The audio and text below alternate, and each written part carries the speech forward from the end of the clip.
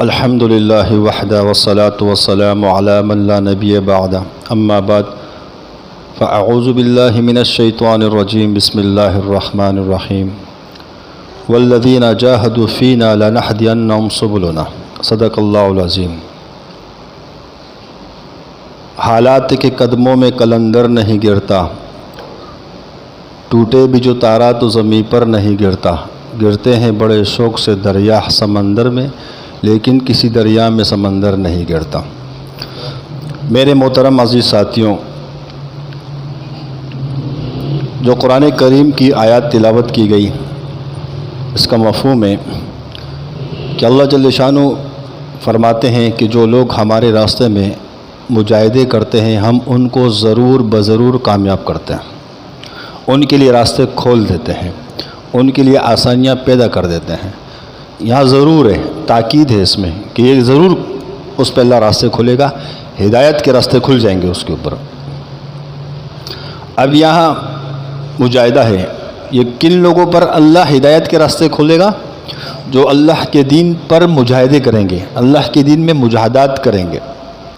ایک علم وہ ہے جو صرف معلومات کا کام کرتا ہے، معلومات سمجھ رہے ہو کہ معلومات تو بہت سے لوگوں کے پاس ہوتی ہے۔ ایک علم نافع ہوتا ہے، علم نافع وہ ہوتا ہے جس سے مخلوق کو فائدہ پہنچتا ہے، اور علم نافع انسان کو تب حاصل ہوتا ہے جب وہ مجاہدہ کرتا ہے۔ کیا کرتا ہے؟ مجاہدہ کرتا ہے، یعنی کوشش کرتا ہے، اس کی جد و جہد کرتے، اپنے وقت کو، جان کو، مال کو اللہ کے راستے میں خرچ کرتا ہے، پھر اللہ اس کو علم نافع عطا کرتا ہے جس سے مخلوق کو فائدہ پہنچ سکے۔ اس کے علاوہ دیگر وہ علم تو نہیں معلومات ہو سکتی ہے کہ جس سے کسی کو فائدہ نہ ہو۔ اس کے پاس معلومات تو بہت ساری ہے لیکن نہ اس کو فائدہ نہ مخلوق کو فائدہ پہنچ رہا ہے، تو یہ معلومات ہے۔ میرے محترم ساتھیوں، قرآن کریم میں اللہ جل شانہ نے انسان اور جنات کو پیدا کرنے کا مقصد بتا دیا۔ مجھے اور آپ کو اللہ نے کیوں پیدا کیا یہ اللہ نے قرآن میں فرما دیا۔ وما خلقت الجن والانس الا ليعبدون، کہ اللہ نے فرمایا کہ جنات اور انسان کو اپنی بندگی کے لیے پیدا کیا، اپنی معرفت کے لیے پیدا کیا، اپنی پہچان کے لیے پیدا کیا۔ انسان اپنا مقصد سمجھ لے، بنیادی مقصد کیا ہے؟ جنات اور انسان کو پیدا کرنے کا مقصد کیا ہے؟ کہ اللہ جل شانہ چاہتا ہے کہ ایک جنات اور انسان میری معرفت کو پہچان لے، میری بندگی کر لے۔ میرے محترم ساتھیوں، یہ تو کل انسانوں کے لیے، یعنی ہر انسان کے لیے فرمایا اللہ نے کہ میری معرفت کو پہچان لے، وہ میری ذات کو پہچان لے۔ پھر اس امت کے لیے سورۃ آل عمران میں اللہ نے کیا خطاب دیا؟ کنتم خیر امت اخرجت للناس، یہ تو اس امت کے لیے خاص فضیلت ہے کہ تم بہترین امت ہو، تمہیں لوگوں کی رفع نسانی کے لیے نکالا گیا ہے۔ یہ اس امت کا خطاب ہے۔ باقی پوری انسانیت کو کیوں پیدا کیا؟ کہ میری عبادت، بندگی، معرفت کو پہچان سکو، میری ذات کو پہچان سکو۔ کیونکہ انسان کو اللہ نے اشرف بنایا ہے، تمام مخلوقوں پر اس کو شرف حاصل ہے، تمام مخلوقوں پر اللہ نے اس کو برتری دی ہے کہ انسان کو اشرف المخلوقات اللہ نے پیدا کیا ہے۔ اب یہ شرف کیوں ملا؟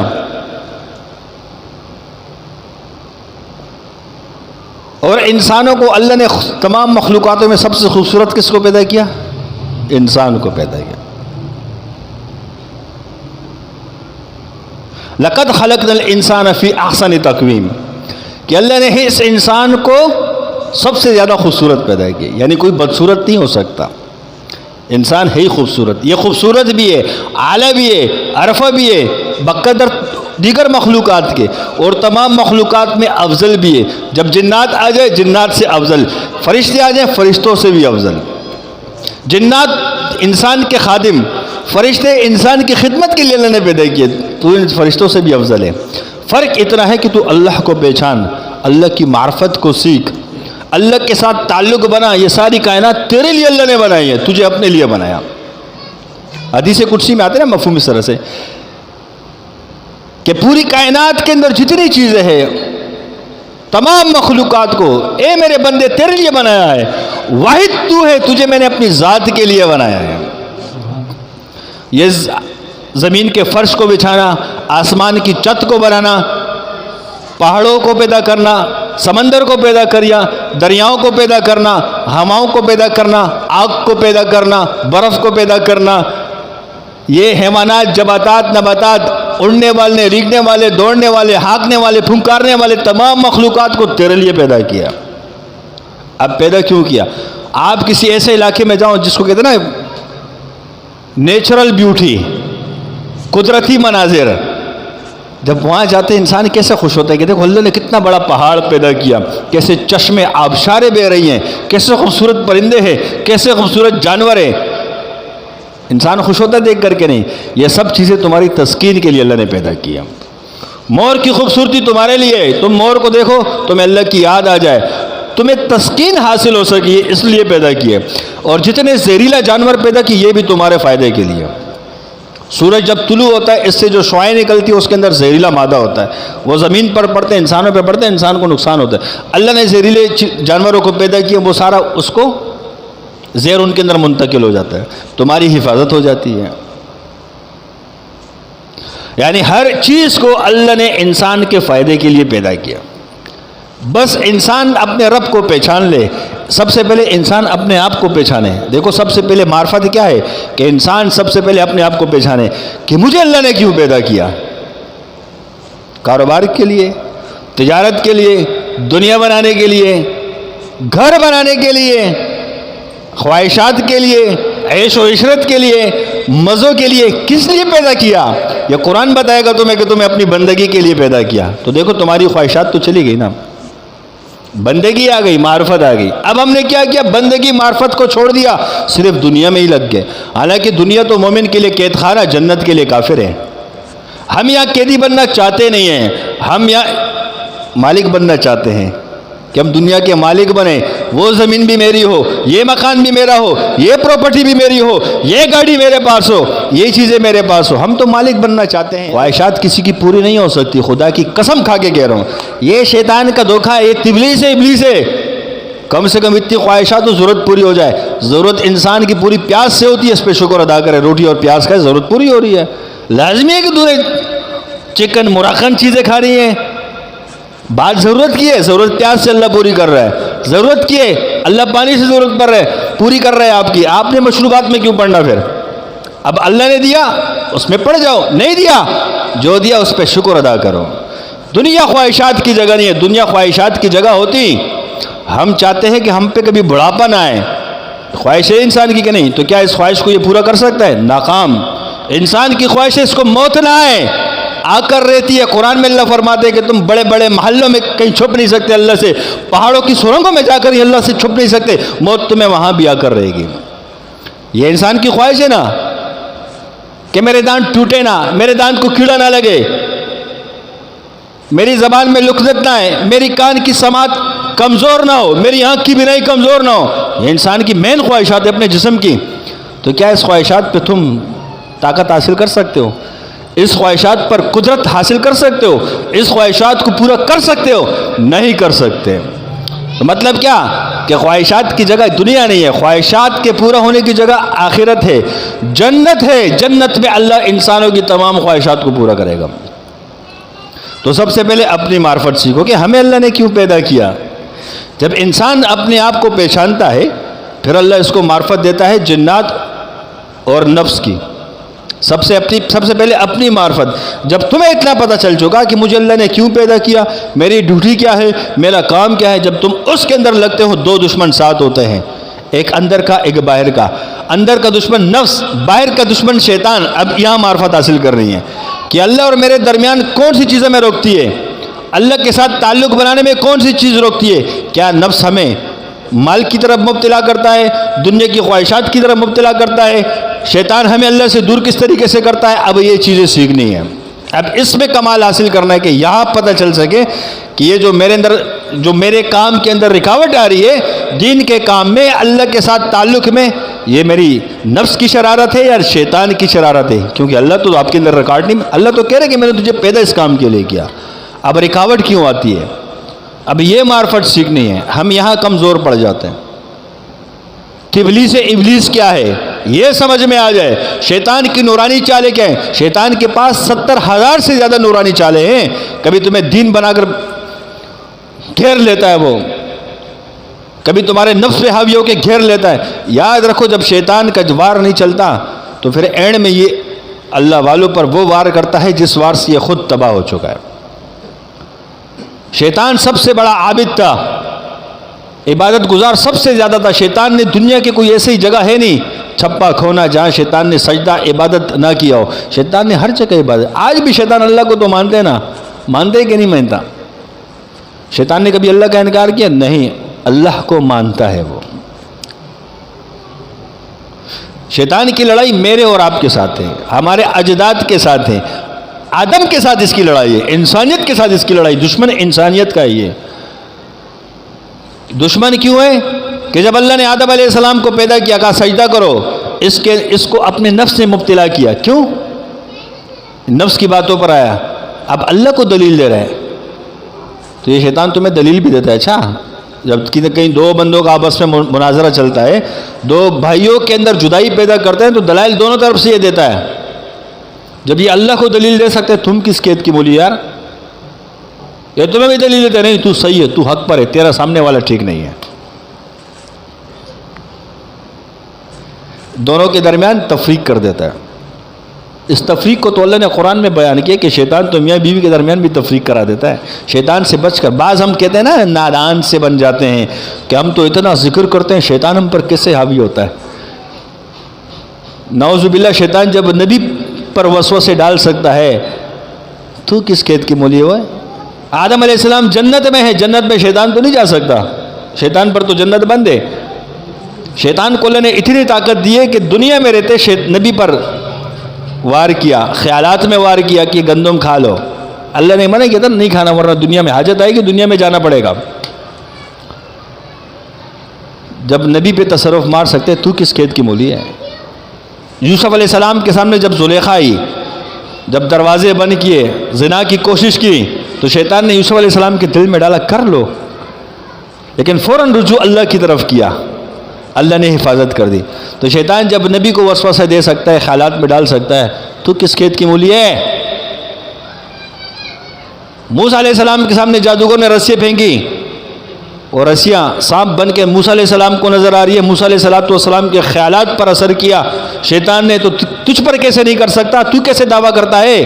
تجھے بچائے گا تو اللہ بچائے گا، اللہ کے فضل سے تو بچ سکتا ہے شیطان اور نفس سے، باقی تیری کوئی حیثیت نہیں ہے۔ یہ جو تو کہتا نا کہ مجھ پر کیسے وار چل، یہی سے ثابت ہوتا ہے کہ تو نفس کا پجاری ہے، تو نفس کی مان رہے، تیرے اندر میں آ چکی ہے، تو اللہ کو بلا چکا ہے۔ اللہ چاہے گا تجھے بچا دے گا، اللہ نہ چاہے تو بچ نہیں سکتا۔ شیخ عبد القادر جیلانی رحمت اللہ علیہ اتنے بڑے بزرگ، اتنے بڑے فقیہ صوفی، علم کا سمندر، جب شیطان نے وار کیا، کہا شیطان میں تجھے پہچان گیا ہوں کہ تو شیطان ہے۔ شیطان نے ایک اور وار کیا کہ تجھے تیرے علم نے بچائے۔ کیا فرمایا؟ کہ مجھے میرے علم نہیں، مجھے میرے اللہ نے بچائے۔ اس کو کہتے ہیں معرفت۔ ہم اللہ کو بھول جاتے ہیں، ہم میں چلے جاتے ہیں کہ میں تو ذکر کرتا ہوں، مجھ پر شیطان کے کیسے وار چلے گا؟ تیرے اندر میں آ چکی ہے، تیرا یہ میں ہی بتا رہا ہے۔ تو یہ کہ میں ذکر کرتا ہوں، اس ذکر کی برکت سے اللہ میری حفاظت کرے گا، تو بات سمجھ میں آئے گی۔ جب تو کہتے ہیں کہ میں یہ کرتا ہوں، مجھ پر کیسے شیطان آ سکتا ہے، یہ اس بات کی علامت ہے کہ تو نفس پر چل رہا ہے، تو اللہ کو بلا چکا ہے۔ شیطان نے تجھے مار دیا، ابلیس تجھ پر چل چکا ہے، تیری یہ بات بتاتی ہے، ورنہ تو یہ بات نہ کرتا کہ مجھ پر کیسے وار ہو سکتا ہے۔ میرے محترم ساتھیوں، شیطان ابلیس شیطان کے وار کو سمجھنا یہ اللہ ہی کے فضل سے ہو سکتا ہے، باقی انسان کی اوقات نہیں ہے، انسان بڑا کمزور ہے۔ شیطان تمہارے ساتھ کہاں شامل نہیں ہے؟ حدیث میں آتا ہے جب تم کھانا کھاتے ہو تمہارے ساتھ کھانے پہ بیٹھ کے کھانا کھاتا ہے۔ آپ علیہ السلام نے دعا سکھائی، بسم اللہ پڑھو، کھانا کھانے کی دعا پڑھو، فرشتہ آتے شیطان کو اٹھا کے پھینک دیتے ہیں۔ تمہارے ساتھ کھانے میں وہ شامل ہے، تم کیسے کہہ سکتے ہو کہ شیطان تو مجھ پر وار کر نہیں سکتا؟ حتیٰ کہ میاں بیوی جب ہم بستر ہوتے ہیں وہاں بھی شیطان ہم بستر ہو جاتے ہیں۔ یہاں مرد کا نطفہ نکل کے بیوی کے رحم میں جاتے ہیں، یہاں شیطان بھی اپنا نطفہ جاری کرتے ہیں۔ یا تم مجھ سے بچ نہیں سکتے ہیں، کیسے تم کہہ سکتے ہو کہ میں مجھ پر شیطان تو وار کر نہیں سکتا؟ یا نبی علیہ السلام نے دعا سکھائی کہ ہم بستر ہونے سے پہلے دعا پڑھا کرو، شیطان کا تصرف ختم ہو جائے گا، شیطان تمہارے قریب نہیں آئے گا، اللہ تمہاری حفاظت کر دے گا۔ حدیث میں آتے گھر میں داخل ہو، گھر میں داخل ہونے کی دعا پڑھو، سلام کرو، گھر سے شیاطین بھاگ جاتے ہیں۔ حدیث میں آتا ہے کہ شیطان کی رہنے کی جگہ بیت الخلا ہوتی ہے، بیت الخلا میں داخل ہونے سے پہلے دعا پڑھو، اللہ تمہاری حفاظت کر دے گا۔ شیطان سے تم بستر پہ بچ نہیں سکتے، تم کھانے پہ بچ نہیں سکتے، تم واش روم میں بچ نہیں سکتے، تم گھر میں بچ نہیں سکتے، پھر کیسے کہتے ہو یار شیطان کہاں سے آ گیا، ہم پہ کیوں وار کرتا ہے؟ تو یہ کیوں نہیں کہتا اللہ مجھے بچائے گا، اللہ کے فضل سے میں بچوں گا، باقی میری حیثیت نہیں ہے۔ انسان سے زیادہ تو اللہ نے جناتوں کو پیدا کیا ہے۔ ایک جسم انسان کا کتنا ہے؟ ایک جسم کے اندر اربوں خربوں جنات گھسے ہوتے ہیں جسم کے اندر، انسان سے زیادہ تو جنات کی تعداد ہے۔ تو میرے محترم ساتھیوں، اللہ کی فضل کی طرف جایا کریں کہ اللہ مجھے بچائے گا تو میں بچ جاؤں گا۔ امید رکھے اللہ سے کہ اللہ میرے ساتھ ہے، اللہ مجھے بچائے گا۔ باقی تم بچ نہیں سکتے شیطان سے، یہ تمہاری آزمائش کے لیے اللہ نے پیدا کی۔ جب تک تمہاری سانس میں سانس ہے تمہارے ساتھ یہ اللہ نے آزمائش کے لیے پیدا کیا ہے۔ یہ تو عام جنات شیاطینوں کی بات ہو رہی ہے۔ جب انسان پیدا ہوتا ہے اس کے ساتھ اللہ ایک فرشتہ ایک جن پیدا کرتا ہے، یہ بھی موت تک آپ کے ساتھ ہوتا ہے۔ تو میرے ساتھیوں، سب سے پہلے ہم یہ معرفت سیکھیں کہ شیطان ہمیں کہاں کہاں گمراہ کرتا ہے۔ جب شیطان ہار جاتا ہے پھر آخر میں وہ حربہ استعمال کرتا ہے جس سے وہ خود تباہ ہوا، برباد ہوا۔ سجدہ نہیں کیا، کیوں؟ اس کے نفس نے اس کو مبتلا کیا۔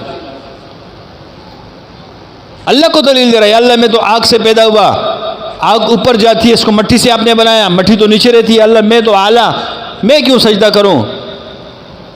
دیکھو نفس کی مانی نا، یہ بھول گیا کہ اللہ نے مجھے کتنا بڑا مرتبہ دیا ہے، اللہ نے مجھے فرشتوں کا بھی سردار بنایا ہے، اللہ نے مجھے کتنے اعزاز سے نوازا ہے، اللہ نے مجھے کتنی طاقت دی ہے کہ میں دنیا کے چھپے چھپے میں جا کے جہاں عبادت کرنا چاہوں کر سکتا ہوں۔ لیکن نفس کی مانی، انکار کیا ایک سجدے کا، مردود ہو گیا ہمیشہ کے لیے۔ اب شیطان جب وہ تبلیغ سے ابلیس میں ناکام ہوتا ہے، شازیوں سے لڑنے میں ناکام ہوتا ہے، پھر اینڈ میں حربہ کون سے استعمال کرتا ہے؟ وہ تمہارے نفس پہ اٹیک مارتا ہے، تمہارے اندر میں پیدا کرتا ہے، حسد کو پیدا کرتا ہے۔ حسد کے بعد انسان میں تکبر آتے اور تکبر اللہ کی چادر ہے، پھر اللہ اس سے نعمتیں چھین لیتا ہے۔ وہ تکبر کو اللہ نہیں معاف نہیں کرتا، تکبر اللہ کی چادر ہے، اللہ کو تکبر کسی کا پسند نہیں۔ تو میرے محترم ساتھی، پہچاننے کی چیزیں معرفت اتنی سیکھ لیں، نفس اور شیطان سے بچ جائیں کہ نفس ہمیں کس طرح گمراہ کرتا ہے، شیطان ہمیں کس کس طریقے سے اللہ سے اور اللہ کے دین سے دور کرتا ہے، یہ سیکھنے کی چیزیں۔ جو نعمتیں اللہ نے ہمیں دی اس پہ ہم شکر ادا کریں۔ اپنے اندر عاجزی ہونی چاہیے ہر وقت۔ جب انسان کے اندر عاجزی ہوگی، یاد رکھو اللہ کی مدد کمزور ضعیف کے ساتھ ہوتی ہے، طاقتور کے ساتھ نہیں ہوتی۔ اب طاقتور سے مراد یہ بھی سن لینا، یہ یاد رکھو اللہ کی مدد کس کے ساتھ ہے؟ کمزور ضعیف کے ساتھ اللہ کی مدد ہے۔ جس کے اندر میں ہوں اس کے ساتھ اللہ کی مدد نہیں ہے۔ تم نوکری کرتے ہو، تمہیں جو رزق دیا جاتا ہے، حدیث میں آتا ہے تمہارے گھر میں تمہارے بڑے ہوتے ہیں، والدین ہوتے ہیں، ضعیف ہوتے ہیں، ان کی وجہ سے تمہیں رزق دیا جاتا ہے۔ ایک حدیث میں آتے ہیں تمہاری بچوں کی وجہ سے تمہیں رزق دیا جاتا ہے، اور رزق بھی تمہیں ان ضعیف اور کمزور کی وجہ سے دیا جاتا ہے۔ بچے کمزور ہوتے ہیں کہ نہیں؟ بڑے ضعیف ہوتے ہیں کہ نہیں؟ تمہارا رزق تمہیں اللہ کمزور اور ضعیف کی وجہ سے دے رہا ہے۔ تیری حیثیت کیا ہے؟ تو اپنے اندر عاجزی پیدا کر، یا اللہ میں جو کماتا ہوں یا تو میرے والدین کا صدقہ یا میرے بچوں کا صدقہ، ان کی برکت سے تو مجھے دے رہا ہے، میری کوئی حیثیت نہیں۔ اللہ کی مدد آتی ہے یہ بوڑھوں کی وجہ سے، کمزور بچوں کی وجہ سے مدد آتی ہے۔ یاد رکھو جب انسان کہتا ہے نا میں، یہ مدد اللہ کی ہٹ جاتی ہے۔ جو انسان اپنے آپ کو کمزور سمجھے گا اللہ کی مدد اس کے ساتھ ہوگی۔ کیوں؟ وہ سمجھتا اپنے آپ کو کمزور ہے، اللہ مجھے کچھ نہیں آتا، میں کمزور ہوں، نہ میں نفس سے لڑ سکتا نہ شیطان سے لڑ سکتا، یہ اللہ تو میری مدد کر، کمزور ہوں، پھر اللہ کی مدد آتی ہے۔ اور جب آپ کے اندر میں آ جاتی ہے اللہ کی مدد سے بندہ دور ہو جاتا ہے، اللہ کی رحمت سے بھی دور ہو جاتا ہے۔ تو لہٰذا اپنے آپ کو کمزور سمجھو۔ حضرت کے بیان میں سنا کہ یہ جو لنگڑا مچھر تھا اس نے اللہ سے پوچھا، یا اللہ میں تو لنگڑا ہوں، کسی کام کا نہیں ہوں، میں تو لنگڑا ہوں، معذور ہوں، میں تو کسی کام کا نہیں ہوں۔ اللہ نے فرمایا کہ وقت آئے گا میں تم سے کام لوں گا۔ جب نمرود کی فوج پر اللہ نے جو مچھروں کی فوج بھیجی نا، اس میں جو لنگڑا مچھر تھا اسی کو اللہ نے حکم دیا کہ تم نمرود کے ناک میں گھسو، اس کے دماغ پہ بیٹھ جاؤ۔ اب دیکھو کتنا بڑا کام لیا لنگڑے مچھر سے۔ تو ہم بھی اپنے آپ کو لنگڑا سمجھیں، معذور سمجھیں کہ ہم کچھ نہیں ہیں، تب اللہ ہم سے کام لے گا، تب اللہ کی مدد آئے گی۔ جب ہم میں کریں گے اللہ کی نظروں میں ذلیل ہو جائیں گے۔ میں اللہ کو پسند نہیں، اللہ کو عاجزی پسند ہے۔ عاجزی اختیار کرو۔ اللہ نے کچھ طاقت دی ہے، کچھ دیا ہے، تکبر نہ کرو، عاجزی کے ساتھ فخر کرو کہ اللہ میں اس قابل نہیں، تو نے مجھے یہ نعمتیں ادا کی ہے، یہاں شکر کرو اس پر، تکبر نہیں کرو۔ یا اللہ میں اس قابل نہیں، تو نے جو مجھے نعمتیں دی ہے، نہ میرے پاس وہ اعمال ہے، نہ میرے کچھ نہیں ہے میرے پاس، تو نے اپنے فضل کا معاملہ کیا، تو نے مجھے اتنے انعامات سے نوازا۔ یا اللہ یہ تیرا فضل نہ ہوتا میں کچھ نہ ہوتا، تو نے اپنے فضل کا معاملہ کیے، تو اللہ کیا کرے گا؟ شکر ہو جائے گا، اللہ اس میں برکتیں ڈال دے گا۔ اور جب جب بکری میں کرتی ہے نا، تو وہی پھر قصاب کے پاس جاتی ہے، اسی پہ چھری پھیری جاتی ہے۔ ایسا ہے کہ نہیں ہے؟ تو لہٰذا ہمارے اندر عاجزی آ جائے۔ عاجزی اللہ کو پسند ہے، تکبر پسند نہیں اللہ کو۔ انبیاء کی زندگی، تمام نبیوں میں کتنی عاجزی تھی کہ آپ علیہ الصلوۃ والسلام طائف کا واقعہ دیکھیں کہ طائف والوں نے پتھر برسائے، آپ علیہ الصلوۃ والسلام کے جوتے مبارک خون سے رنگین ہو گئے۔ جب ان شریروں سے اطمینان ہوا ایک جگہ پر، اللہ نے جبرائیل کو بھیجا، فرشتوں کو ساتھ بھیجا۔ جبرائیل ہے، سلام عرض کی یا رسول اللہ، اللہ نے یہ فرشتے بھیجا ہے، اس کے ذمہ پہاڑوں کی خدمت ہے، اس کے ذمہ ہواؤں کی خدمت کرے۔ یا رسول اللہ، آپ کی اور آپ کی قوم کی جو گفتگو ہوئی اللہ نے سنی، اللہ نے فرشتے بھیجے، آپ ان کو حکم کریں یہ دونوں پہاڑوں کو آپس میں ملا کر چکی کی طرح پورے طائف والوں کو پیس دے گا۔ آپ علیہ السلام نے عاجزی اختیار کی۔ یا اللہ میں شکایت کرتا ہوں اپنی کمزوری اور اپنی بے بسی کی۔ یہ نہیں فرمایا کہ انہوں نے میرے ساتھ ظلم کیا، اللہ تو بدلہ لے۔ یہ نہیں فرمایا میں امام الانبیاء ہوں۔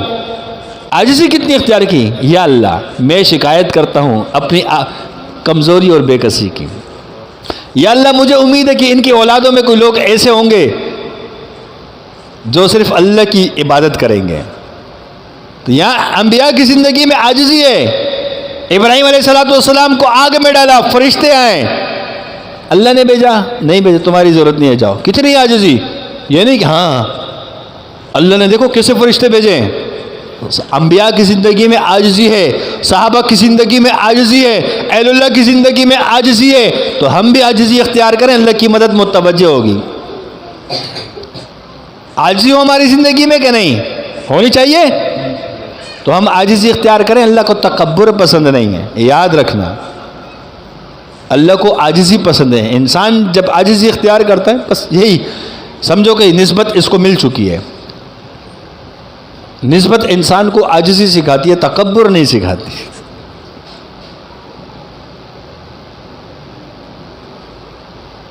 جس درخت پر پھل لگتے ہیں وہ ہمیشہ جھکا ہوا رہتا ہے، اکڑا ہوا نہیں رہتا، اور جو اکڑا ہوا رہتا ہے اس میں پھل نہیں ہوتا ہے۔ تو پھلدار درخت بنو، اکڑ کے مت چلو۔ اکڑی بھی لکڑی یوں کر کے ٹوٹ جاتی ہے، نرم لکڑی ہوتی ہے نا، اس کو توڑنا مشکل ہوتا ہے۔ اکڑ کے مت چلا کرو، عاجزی پیدا کرو اپنے اندر۔ ہم سب اپنے اندر عاجزی پیدا کریں۔ اللہ نے ہمیں وہ نعمتیں دی ہیں کہ تم اس کا احاطہ کرنا دشوار ہے کہ اللہ نے ہمیں کتنی نعمتوں سے نوازا۔ اس پرفتن دور میں کتنی طاقت کے ساتھ، کتنی قوت کے ساتھ، کتنی روحانیت کے ساتھ اتنا اللہ نے فضل کا معاملہ کیا۔ پیچھے نہ ہمارے پاس وہ مجاہدہ ہے، نہ وہ ذکر ہے، نہ وہ اللہ کے ساتھ تعلق ہے، لیکن اللہ نے اپنا کتنا بڑا فضل کیا ہم سب پر۔ اس پہ شکر ادا کرے۔ اس پرفتن دور میں اللہ نے ہمیں سلسلہ نقشبندیہ شاذلیہ کی نسبت دی ہے۔ یہ نسبت اللہ دعا کرو کہ اللہ اس نسبت کو تو کمال والا بنا دے، ہمیں نسبت کمال عطا کر دیں۔ اس نسبت پر فخر کرو، اس لیے کہ اللہ نے دی ہے۔ نعمت کا شکر ادا کرنا چاہیے، یہ بہت اعلیٰ نسبت ہے۔ خدا کی قسم سے ہم عاجزی اختیار کر کے جائیں گے، اللہ ہمیں ایسے ایسے انعامات سے نوازے گا انسان تصور نہیں کر سکتا کہ اللہ نے ہمیں کون سی طاقت، کون سا سلسلہ دیا ہے۔ امام شاذلی رحمۃ اللہ علیہ فرماتے ہیں، امام شاذلی رحمۃ اللہ علیہ کو یہ آپ علیہ الصلوۃ والسلام نے سلسلہ دیا، براہ راست دیا۔ فرماتے ہیں ہمارے پیر حضور ہے،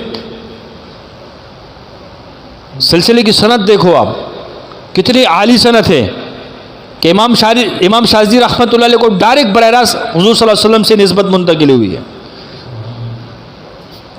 یہ اویسی سلسلہ یہ کتنی عالی سند ہے. جبھی تو امام شاذلی فرماتے کہ ہمارے پیر حضور ہے.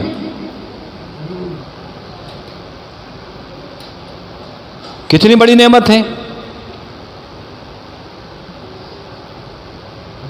ہم تک جو سلسلہ پہنچ رہا ہے سلسلہ شاذلیہ، آپ علیہ الصلوۃ والسلام نے امام شاذلی کو عطا کیا. امام شاذلی رحمۃ اللہ علیہ نے ہمارے شیخ سید نورزمان نقشبندی شاذلی دامت برکاتہ عالیہ کو عطا کیا. ہمارے شیخ سے ہمیں منتقل ہوا. اب سند جوڑے اپنی، آپ کتنی عالی سند ہے.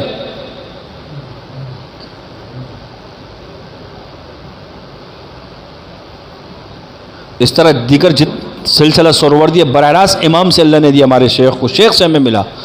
سلسلہ چشتیہ خواجہ معین الدین چشتی رحمۃ اللہ براہ راست شیخ کو دیا، وہاں سے ہمیں ملا. سلسلہ قادریہ شیخ عبد القادر جیلانی رحمۃ اللہ نے براہ راست ہمارے شیخ کو دیا، ہمارے شیخ سے ہمیں ملا. سلسلہ نقشبندیہ خواجہ بہاؤالدین زکریا رحمۃ اللہ علیہ،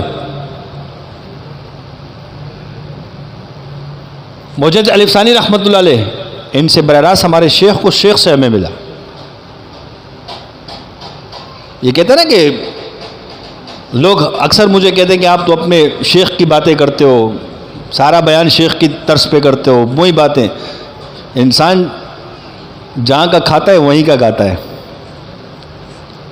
انسان جہاں کا کھاتا ہے وہیں کا گاتا ہے. وہ نمک حرام ہوگا، کھائے گا کسی اور سے، گائے گا کسی اور کا، وہ نمک حرام ہوگا. ہم اللہ کا شکر ادا کریں کہ اللہ نے ہمیں اعلیٰ چیزوں سے نوازا ہے. پوری دنیا کے اندر لوگ چیلکاف پڑھتے ہیں کہ نہیں پڑھتے ہیں؟ سب پڑھتے ہیں. دیوبندی بھی پڑھتے ہیں، بریلوی بھی پڑھتے ہیں، بہت سے لوگ پڑھتے ہیں، ہر ایک مسلک کے لوگ پڑھتے ہیں. ہم جو چیلکاف پڑھتے ہیں ہم کس کی اجازت سے پڑھتے ہیں؟ ہمارے شیخ کو ڈائریکٹ شیخ عبد القادر جیلانی نے دیا کہ پڑھو، یہ عمل کرو. شیخ نے ہمیں دیا، تو اس لیے ہمارے پڑھنے میں اور اوروں کے پڑھنے میں زمین آسمان کا فرق ہوتا ہے. کہ یا سند دیکھو کہ ڈائریکٹ شیخ عبد القادر جیلانی سے ہمارے شیخ کو ملا، شیخ سے براہ راست ہمیں ملا. نادی علی بھی بہت سے لوگ پڑھتے ہیں، ہم بھی پڑھتے ہیں. لوگ اپنے اپنے بزرگوں کی اجازت سے پڑھتے ہیں. اب ہمیں کہاں سے ملا؟ ہمارے شیخ کو امام جعفر صادق رحمۃ اللہ علیہ نے نادی علی دیا، ہمارے شیخ سے ہمیں ملا. اب فرق سمجھ میں آ رہا ہے؟ یہ اللہ کی نعمت ہے کہ اللہ نے ہمیں اعلیٰ چیز دی ہوئی ہے. ہمارے سلسلے میں ہم امام کو دیکھ کر چلتے ہیں اور تم کہتے ہو کہ لوگوں کو دیکھ کر چلو. ایسا نہیں ہو سکتا. ہمارے سلسلے میں فیض ہی امام سے براہ راست آ رہے تو امام کے طریقے پہ چلیں گے. دنیا کے اندر آپ کو سلسلہ بہت سے سلسلے کے ملیں گے، چشتی ملیں گے، قادری ملیں گے، ہر سلسلے کے ملیں گے. اپنے سینہ بسینہ اپنے شیخ سے چلتے چلتے چلتے چلتے چلتے اب ہمیں جو سلسلے ملے براہ راست امام سے ملے تو ہم امام کے طرز پہ. اماموں نے اپنے سلسلے کے اسباق اپنے سالکین سے مریدوں سے کروائے تو ہمارے سلسلے میں اسباق ہیں. ہم تو امام کو دیکھ کے سلسلہ چلاتے ہیں. ہمارا سلسلہ ڈائریکٹ امام کے طرز پہ چل رہا ہے.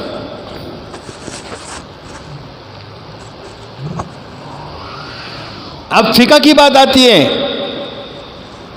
علم ظاہر کی بات آتی ہے. علم ظاہر میں ہر بندے نے اپنے استاد سے پڑھا، اس سے اپنے استاد سے پڑھا، اس سے اپنے استاد سے پڑھا.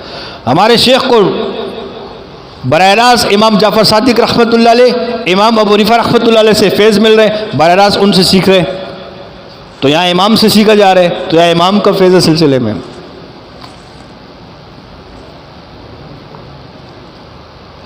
لوگ کہتے ہیں کہ ہم نے استاد سے پڑھا، دلیل قرآن حدیث سے کوئی دلیل نہیں ہوگی.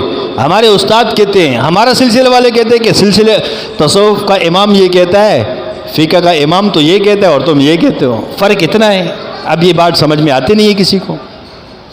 ہم امام کے قول کو پیش کرتے ہیں، امام کے وضع کیے ہوئے اصولوں کو پیش کرتے ہو، تم اپنے استادوں کے بنائے ہوئے اصولوں کو پیش کرتے ہو. فرق اتنا ہے صرف.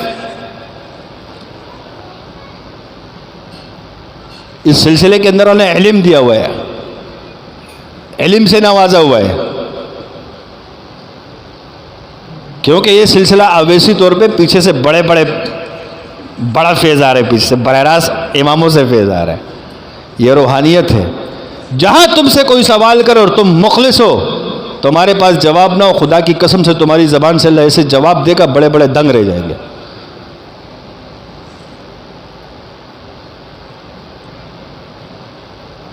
حاجی امداد اللہ ماجر مکی رحمۃ اللہ علیہ کو کسی نے مناظرے کا چیلنج کیا. حاجی امداد اللہ ماجر مکی رحمۃ اللہ علیہ دیوبند کے پیر ہیں. جب ان کو مناظرے کا چیلنج ہوا تو مناظرے میں جانے لگے. قاسم نانوتی رحمۃ اللہ علیہ، اشرف علی تھانوی رحمۃ اللہ علیہ یہ پیچھے پڑ گیا. حضرت آپ مناظرے پہ جا رہے ہو، ہم تو فقیہ ہیں، ہم نے تو علم پڑھا ہے، ظاہر علم ہم نے سیکھا ہے، ہم نے قرآن پڑھا، حدیث پڑھی ہے، ہمیں ساتھ لے جاؤ، ہم وہاں مناظرہ کر لیں گے. حضرت نے کہا مجھے چیلنج دیا، میں مناظرہ کرنا چاہوں گا. کہا حضرت آپ نے تو مدرسہ پڑھا نہیں، آپ نے تو جس طرح ہم نے علم سیکھا اس طرح علم سیکھا نہیں، آپ تو صرف پیر ہو. کہا مجھے چیلنج دیا، میں مناظرہ کرنے جا رہا ہوں. بہرحال حضرت کا مناظرہ شروع ہو گیا. وہ جیسے سوال کرتا حضرت جواب دیتے، ایسے دلائل دیے، مناظرہ جیت کر آ گئے. قاسم نانوتی رحمۃ اللہ علیہ پریشان ہو گئے کہ حضرت نے تو علم ظاہر پڑھا نہیں، قرآن حدیث سے کیسے دلائل دیا حضرت نے. تو آگے حضرت کے پاس، حضرت یہ آپ نے دلیل کہاں سے دی ہے؟ کہا جب مناظرہ شروع ہوا اللہ نے ایک طرف امام غزالی کی روح کو میرے پاس بھیجا، ایک طرف امام ابو حنیفہ رحمۃ اللہ علیہ کی روح کو بھیجا. منقولات میں سوال کرتا، امام ابو حنیفہ رحمۃ اللہ علیہ کی روح مجھے جواب دیتی، میں آگے جواب دیتا. معقولات میں سوال کرتا، امام غزالی کی روح مجھے جواب دیتی، میں آگے جواب دیتا. اس طریقے سے تم سے جب کوئی سوال کرے گا اللہ پیچھے سے بڑی چیز بھیجے گا، تمہارے منہ سے جواب جاری کر دے گا. یاد رکھو. امام شاذلی رحمۃ اللہ علیہ سے کسی نے پوچھا کہ آپ نے اپنے سلسلے کی کوئی کتاب نہیں لکھی؟ آپ کو بڑے بڑے سلسلوں کی کتابیں ملیں گی، سلسلہ شاذلی کی کوئی کتاب نہیں ملے گی آپ کو. جب امام سے پوچھا کہ آپ نے کتاب کیوں نہیں لکھی؟ فرمایا ہمارے مرید ہی چلتی پھرتی لائبریریاں ہیں، ان سے سوال کرو پتہ چل جائے گا، ہمیں کتابوں کی ضرورت نہیں ہے. تو یہاں ہر شاذلی کو اللہ وہ علم دے گا، منہ سے الفاظ ایسے نکلیں گے کہ بڑے بڑے علم والے حیران رہ جائیں گے کہ یہ باتیں کر رہا کہاں سے. یہ اللہ سکھا رہا ہے. وہ ہمارے حضرت سے کسی نے پوچھا حضرت آپ نے تو مدرسہ پڑھا نہیں، آپ کیسے قرآن حدیث سے دلائل دیتے ہو، ایسے مسائل ایسے دلائل دیتے ہو دنیا دنگ رہ جاتی ہے. حضرت نے بڑا پیارا جواب دیا، مدتوں کا سفر ہے، لذتوں کی راہ گزر ہے، کلام ان کا زبان میری، میں ان کی سن کر سنا رہا ہوں. کلام ان کا زبان میری، میں ان کی سن کر سنا رہا ہوں. اس کو کہتے ہیں علم لدنی، کہ کسی مدرسے میں پڑھا نہیں ہوتا، لیکن دلائل ایسے اللہ اس کے زبان سے جاری کرتا ہے کہ بڑے بڑے علم والے دھنگ رہ جاتے ہیں. یہ سب چیزیں ملتی ہیں چلہ کشی سے. آپ علیہ السلام نے فرمایا کہ جو 40 دن اللہ کے لیے خاص کرتا ہے اللہ اس پر علم و حکمت کے چشمے جاری کر دیتا ہے، دل پہ وارد کرتا ہے، زبان سے جاری کرتا ہے. یہ تو حدیث ہے. اخلاص والے بنو اللہ تمہیں کام والا بنائے گا. نام کے لیے آؤ گے کچھ حاصل نہیں ہوگا. اس سلسلے کو عملیات سمجھو گے کچھ حاصل نہیں ہوگا. صرف عملیات سمجھو گے کچھ حاصل نہیں ہوگا. اس کو سلسلہ سمجھو گے بہت کچھ حاصل ہوگا. ہمارا سلسلہ عملیات نہیں ہے، ہمارے سلسلے میں عملیات ہے. ہمارا سل تو کلیات کا نام ہے، عملیات تو جزیات کا نام ہے. بات آ رہی سمجھ میں؟ امام شاذلی رحمۃ اللہ علیہ فرماتے ہیں ہمارے سلسلے کا بچہ بڑے بڑے جادو کو چٹکی میں کاٹتا ہے، یوں کر کے کاٹ دیتا ہے. فرماتے ہیں ہمارے سلسلے میں کشف و کرامات ایسی ہے جیسے بچوں کے ہاتھ میں ٹوفی ہوتی ہے، یعنی عام سی چیز ہے. بڑے لوگ تو کشف و کرامات کو جہاں پتہ چلے کہ صاحب کشف اس کے لیے تو گدی چھوڑ دیتے ہیں، ہم میری گدی پہ بیٹھو تو مجھ سے بڑا ہے. یہاں بچوں کو اللہ دے رہا ہوتا ہے. یہاں عام ہے، عموم ہے یہ چیز. امام شاذلی فرماتے ہیں لوگوں کو حضور کی زیارت خواب میں ہوتی ہے. امام شاذلی فرماتے ہیں ہمارے سلسلے والے کو خواب میں بھی ہوتی ہے اور ہمارے سلسلے والے کو حضور کی زیارت کھلی آنکھوں سے ہوتی ہے, جاگتے ہوئے ہوتی ہے. یہ شاذلی فیض ہے. حضور صلی اللہ علیہ وسلم کی زیارت کیسے ہوتی ہے؟ کھلی آنکھوں سے, جاگتے ہوئے ہوتی ہے. یہ شاذلیوں کو ہوتی ہے. یہ امام فرما رہے ہیں, یہ کوئی میرا قول نہیں ہے, امام شاذلی رحمۃ اللہ علیہ کا قول ہے. پہلے اپنے آپ کو نقشبندی شاذلی بناؤ, عاجزی اختیار کرو, پھر اللہ تمہیں نوازنا شروع کرے گا. صرف عملیات سمجھو گے کچھ نہیں ملے گا. عملیات نہیں سمجھو, سلسلہ ہے. میرے محترم ساتھیوں, یہاں ہم اس نعمتوں پر شکر ادا کریں کہ اللہ نے ہمیں اتنی اعلی نسبت کے ساتھ جوڑا ہوا ہے. سلسلہ سہروردیہ, چشتیہ, قادریہ یہ مشرب ولایت پر ہے. سلسلہ نقشبندیہ اور شاذلیہ مشرب رسالت پر ہے. یہ بڑا سلسلہ ہے.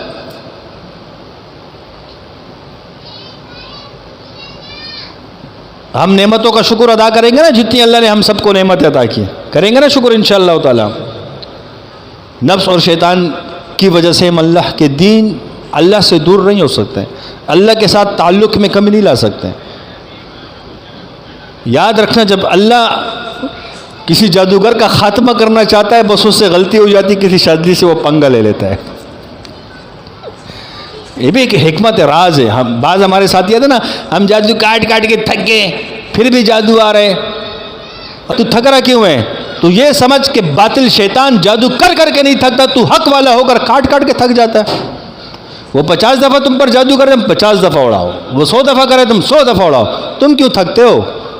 وہ کرنے پہ نہیں تھک رہا, تم کاٹنے پہ تھک جاتے ہو. زیادہ پلٹا دیا کرو, جتنے دی کھوتی اتنے آڑ کرو, مار دو اٹھا کے. یہ طاقت تو اللہ نے دی ہے نا.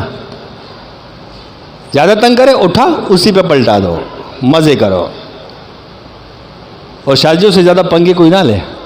اکثر لے کیڑے کاٹتے ہیں, ان کو پنگے لینا شروع کرتے ہیں اور نقصان دینے کی حربے استعمال کرتے ہیں. یاد رکھو یہاں کا سسٹم ہی کچھ عجیب ہے. یہاں پھر ایسی طاقت ہے, ایسی فوج ہے کہ نظر نہیں آئے گی, وہ تمہارا حال کر دے گی کہ تم یاد رکھو گے.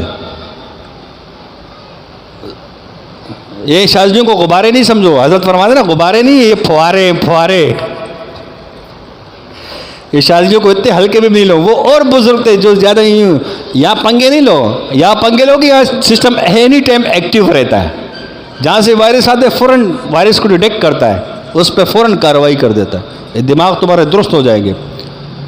یہ تو اللہ کا فضل ہے کہ اللہ نے شاذلیوں کے دلوں کو نرم کیا ہوتا ہے, ورنہ ایسے تمہارا حال کرے کہ تم یاد رکھو گے. تم اپنے دشمن کو بھی نصیحت کرو گے کہ ان سے پنگا نہیں لو.